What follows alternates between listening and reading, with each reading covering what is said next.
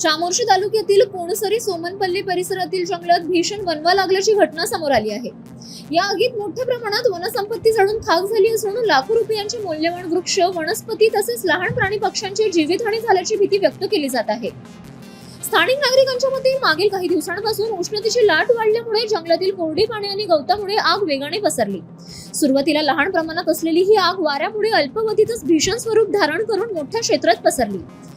यामुळे परिसरात धुराची लोट दिसत असून पर्यावरणाला मोठा धोका निर्माण झाला आहे। घटनास्थळी वन विभागाच्या कर्मचाऱ्यांनी आग विझवण्यासाठी प्रयत्न सुरू केल्याचे सांगितले जात असले तरी स्थानिकांनी वन विभागाच्या कार्यपद्धतीवर नाराजी व्यक्त केली आहे। वन विभाग डोळे झाकून बसला आहे असा आरोप नागरिकांनी केला असून वेळेत योग्य उपाययोजना केल्या असता तर एवढे मोठे नुकसान टळले असते असेही ते म्हणत आहेत।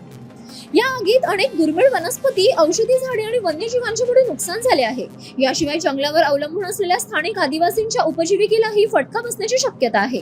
दरम्यान प्रशासनाने या घटनेची गंभीर दखल घेऊन तातडीने आग आटोक्यात आणण्यासाठी अधिक मनुष्यबळ आणि साधन सामग्री उपलब्ध करून देण्याची मागणी स्थानिकांकडून होत आहे। तसेच या आगीमागील नेमके कारण शोधून जबाबदारांवर कडक कारवाई करावी अशी ही मागणी जोर धरत आहे। नवराष्ट्र निर्माण न्यूज साठी जावेद अली, जिल्हा प्रतिनिधी, गडचिरोली।